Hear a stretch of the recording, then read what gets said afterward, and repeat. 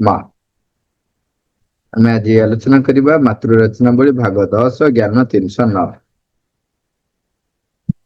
308ରେ ଆମେ କଥା ହେଇଥିଲେ ଯେ ସୌଭାଗ୍ୟବଶତଃ ହିଁ ବିଫଳତା ଆସିଥାଏ ଏବଂ ଯେତେବେଳେ ଆମେ ଅନ୍ତର୍ନିହିତ ହୋଇ ରହିଥିବା ପ୍ରଜ୍ଞା ଏବଂ ଶକ୍ତି ମାନଙ୍କର ସଂସ୍ପର୍ଶରେ ଆସିବା ତେବେ ଏଟାକୁ ଭଲରେ ବୁଝିପାରିବା ଏବଂ ଅନେକ ସମୟରେ ଯଦି ଆମେ ଆମର ପୂର୍ବ କାର୍ଯ୍ୟ ଗୁଡ଼ିକୁ ଟିକେ ନିରୀକ୍ଷଣ କରି ଦେଖିବା ତେବେ ଦେଖିବା ଆମର ବୌଦ୍ଧିକ ଲେଖୁଛନ୍ତି ବୌଦ୍ଧିକ ଚତୁରତା ଠାରୁ ଅନ୍ତର୍ନିହିତ ହୋଇ ରହିଥିବା ପ୍ରଜ୍ଞା ଓ ଶକ୍ତି ଅଧିକ ସମର୍ଥ ବୋଲି ପ୍ରମାଣିତ ହୁଏ। ଏଇଟା ଆମେ ଦେଖିପାରିବା ଏବଂ ଆଉ ଗୋଟେ କଥା କହିଲେ ଯେ କେତେବେଳେ ଓ କିପରି ଜାଣିକରି ଭୁଲ କରିବାକୁ ହୁଏ ଏବଂ ଫଳପ୍ରଦ ଭାବରେ ବିଫଳ ହେବାକୁ ହୁଏ କେବଳ ଭଗବାନ ହିଁ ସେ କଥା ଜାଣିଥାନ୍ତି। ଏଇଟା ଥିଲା ଜ୍ଞାନ 308ରେ। ଜ୍ଞାନ 309 ପ୍ରଭୁ କହୁଛନ୍ତି ଯେଉଁ ବ୍ୟକ୍ତି କେବେ ହେଲେ ବିଫଳ ହୋଇନାହିଁ ଓ କଷ୍ଟ ପାଇନାହିଁ ତାକୁ ତୁମେ ଆଦୌ ବିଶ୍ୱାସ କରିବ ନାହିଁ।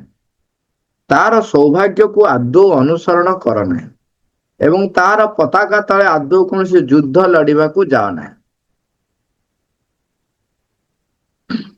ଏଇଠି ଯଦି ଆମେ ଦେଖିବା ଗୋଟେ କଥା ଆମେ ଏଠି କେତେ ଗୋଟେ କଥା ତା ଭିତରେ ଆସିବ। ଯେତେବେଳେ ଆମେ କୌଣସି କାହା ସହିତ ଖେଳରେ ଆମେ ଭାଗ ନେଉଛନ୍ତି ସେତେବେଳେ ଯଦି ଆମ ସମାସ୍କନ୍ଧ କିମ୍ବା ଆମ ଠାରୁ କମ ଦକ୍ଷ ବ୍ୟକ୍ତି ସହିତ ଯଦି ଆମେ ଖେଳନ୍ତି ତେବେ ଦେଖିବେ ଯେ ଆପଣ କିଛି ଶିଖିପାରିବେ ନାହିଁ ବରଂ ତାର ଆଉ ଗୋଟେ ରେଜଲ୍ଟ ଆସିବ ଯୋଉଟା କି ଆହୁରି ଆମ ପାଇଁ ମାରାତ୍ମକ ହବ। ସେଟା ହଉଛି ଯେହେତୁ ସିଏ ଆମ ଠାରୁ କମ ଦକ୍ଷ ତେଣୁ ଆମେ ଯଦି ଜିତି ଜିତି ଚାଲୁଥିବା ସେତେବେଳେ ଆମ ଭିତରେ ଅହଙ୍କାର ବଢି ବଢି ଚାଲିଥିବ ଯେ ମୁଁ ପାରିବାର। ଯେମିତି ଆମର ବେଳେ ବେଳେ ଥଟାରେ କୁହନ୍ତି ଯେ ଆମ କ୍ଲାସରେ ସମସ୍ତଙ୍କ ଭିତରେ ମୁଁ ଟିକେ ଉଚ୍ଚା ଗଧ ବୋଲି ମୁଁ ଭାବୁଛି ଯେ ମୁଁ ଘୋଡା। ଯେମିତି ଧରାଯାଉ ଗୋଟେ ଜାଗାରେ ସବୁଠାରୁ ହାଏଷ୍ଟ ତାଙ୍କର ଉଚ୍ଚତା ବିଶିଷ୍ଟ ପିଲା ହଉଛନ୍ତି ଯେ 140 ସେଣ୍ଟିମିଟର। ତେବେ ସିଏ ଭାବୁଥିବ କଣ ଯେ ମୁଁ ହଉଛି ରାଜ୍ୟର ସବୁଠାରୁ ଡେଙ୍ଗା ବ୍ୟକ୍ତି। କିନ୍ତୁ ଯେ ତା ଠାରୁ ଯେ କେତେ କେତେ ଡେଙ୍ଗା ବ୍ୟକ୍ତି ଅଛନ୍ତି 7 ଫୁଟର ଲୋକ ତାମାନେ ଇଏ କାହିଁ 4 ଫୁଟ କାହିଁ 7 ଫୁଟ। ତେଣୁ ଏଇ ଯୋଉ ଆମେ ଯେ ପର୍ଯ୍ୟନ୍ତ ଶିଖିବାର ଆଗ୍ରହ ରଖି କାର୍ଯ୍ୟ କରି କରି ଚାଲିଥିବା ସେତେବେଳେ ପର୍ଯ୍ୟନ୍ତ ଆମର ଅଗ୍ରଗତି ରହିଥାଏ। ଯୋଉ ମୁହୂର୍ତ୍ତରେ ଶିଖିବାର ବା ନୂତନତା କିଛି ଗ୍ରହଣ କରିବାର ଆମ ଭିତରେ ବିମୁଖତା ଆସିଯାଏ ତାକୁ ଆମେ ଯୋଉ ଯଦି ସାହିତ୍ୟିକ ଶବ୍ଦରେ କହିବା ପରିବର୍ତ୍ତନ ବିମୁଖତା ଯଦି ଆସିଯାଏ ତେବେ ସେଇ ସମୟରେ ଆମର ମୃତ୍ୟୁ ହୁଏ ବୋଲି ଆମେ ଜାଣି ରଖିବା। ଏବଂ ତେଣୁ ଏଠି ଯୋଉ ବ୍ୟକ୍ତି ମାନେ କେବେ ବିଫଳ ହେଇନାହାନ୍ତି ତେବେ ତାଙ୍କ ପାଖରେ ଅହଙ୍ଗ୍ର ଭାଇ ଆଜ୍ଞା କଣ କହିଲ ମୁଁ ବୋଲି ଯଦି ଆମେ ପରିବର୍ତ୍ତନ ବିମୁଖତା ଟାକୁ ଆପଣେଇ ନେଲୁ ନୂତନ ଗ୍ରହଣ କରିବା ପାଇଁ ଆମ ଭିତରେ କୌଣସି ପ୍ରକାର ସ୍ପୃହା ନାହିଁ ମାନେ ନୂଆ କିଛି ଶିଖିବା ପାଇଁ ଆଗ୍ରହ ନାହିଁ ଏବଂ ପରିବର୍ତ୍ତନ ହବା ପାଇଁ କୌଣସି ପ୍ରକାରର ବି ମୋ ଭିତରେ ଯେମିତି କଥାରେ କୁହନ୍ତି ଟିକେ ବି ନିଆଁ ଚେଙ୍କ ମାରିଲା ଭଳିଆ ବି ମୋ ଭିତରେ ଟିକେ ବି ଯଦି ଆଗ୍ରହ ନାହିଁ ତେବେ ଆମେ ଜାଣିବେ ସେ ସମୟରେ ଆମର ମୃତ୍ୟୁ ହେଇଗଲା। କାରଣ ଅଗ୍ରଗତି କରିବାର ନାହିଁ ମାନେ ସରିଗଲା ଆପଣଙ୍କର ସେଇଠି ସ୍ଥିର ହେଇଗଲ।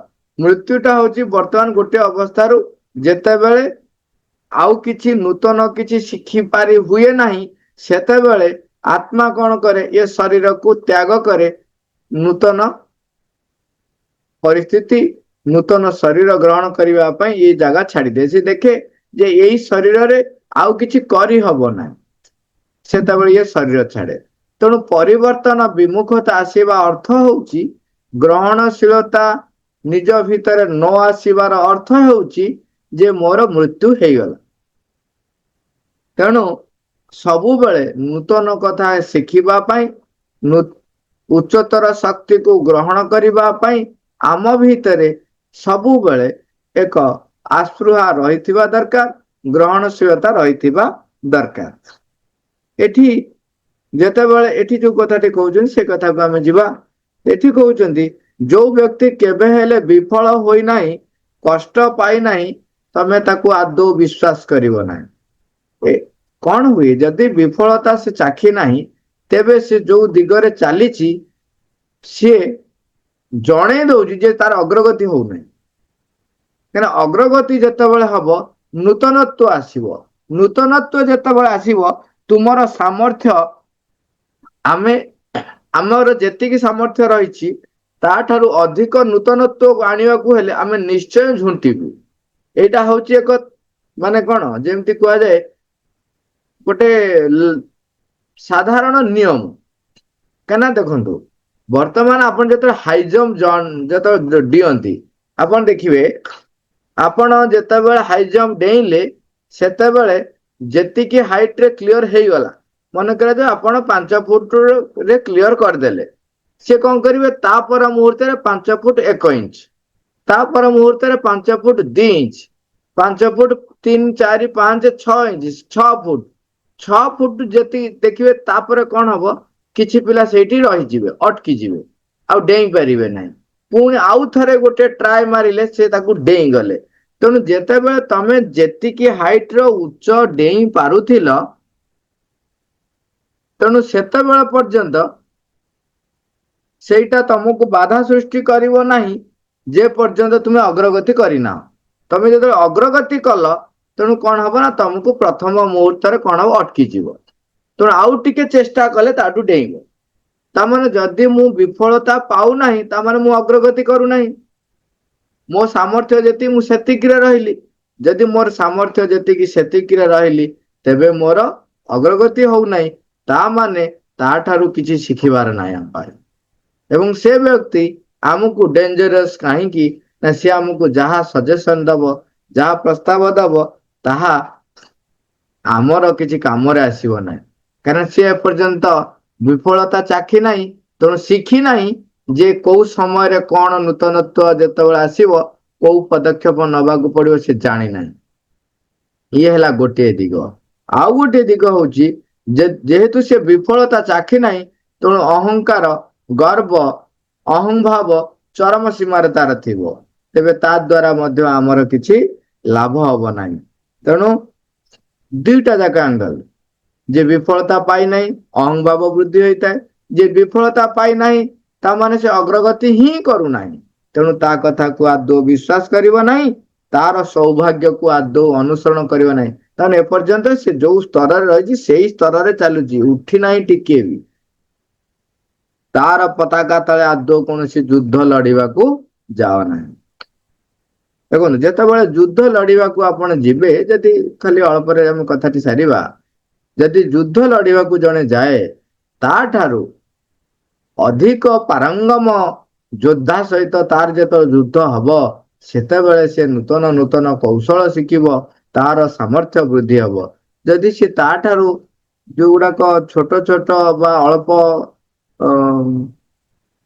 ମାନେ ପାରଙ୍ଗମ ଯୋଦ୍ଧାଙ୍କ ସହିତ ସେ ଲଢିଲା, ସେତେବେଳେ କଣ ହବ, ସେ ତ ହାଣି ହାଣି ଚାଲିଥିବ। ତେଣୁ ସେ କହିବ ମୁଁ ମହାନ ବୀର, ମହାନ ବୀର, ଏମିତି କରେ ଏମିତି କରେ, କିନ୍ତୁ ଠିକ ବେଳକୁ ଆପଣ ହଇରାଣ ପଡିଯିବେ।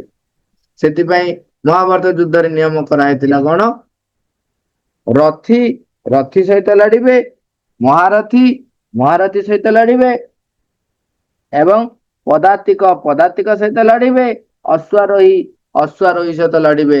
ତେଣୁ ମହାରଥୀ କେବେ ସୈନ୍ୟ ମାନଙ୍କ ସହିତ ଲଢିବେ ନାହିଁ, କାରଣ ସେ ତ ମହାରଥୀ, ତାଙ୍କ ପାଖରେ କେତେ କେତେ ବଡ ବଡ ଅସ୍ତ୍ର ରହିଛି। ସିଏ ଯଦି ସୈନ୍ୟ ମାନଙ୍କ ସହିତ ଲଢିବେ ତ ମାନେ କହନ୍ତି କି ନା କୁଆ ଛୁଆ ଭଳିଆ ସବୁ ସୈନ୍ୟ ମାନେ ମରି ମରିଯିବେ, ଧ୍ୱଂସ ହେଇଯିବେ। ତାଙ୍କ ହାତରେ କିଛି ନାହିଁ, ତଳେ ଚାଲୁଛନ୍ତି ଖଣ୍ଡିଏ ମାତ୍ର ଗୋଟେ ଖଣ୍ଡାଟା ଧରିଥିବେ। ଇଏ ତମେ ମାରିବ ଦିବ୍ୟାସ୍ତ୍ର ମାରିବ ସବୁ ଧୂଆଁ। ତେଣୁ ଯୋଉମାନେ ବିଫଳତା ଚାଖି ନାହାନ୍ତି ତାମାନେ ସେମାନେ ଅଗ୍ରଗତିର ଯୋଉ ପାହାଚରେ ପାଦ ଦେଇନାହାନ୍ତି। ତେଣୁ ତାଙ୍କ ପତାକା ତଳେ ଯୁଦ୍ଧ ଲଢିବାକୁ ଯାଅ ନାହିଁ, ତାଙ୍କ କଥା ବିଶ୍ୱାସ କର ନାହିଁ, ତାଙ୍କର ସୌଭାଗ୍ୟକୁ ଆଦୌ ଅନୁସରଣ କର ନାହିଁ।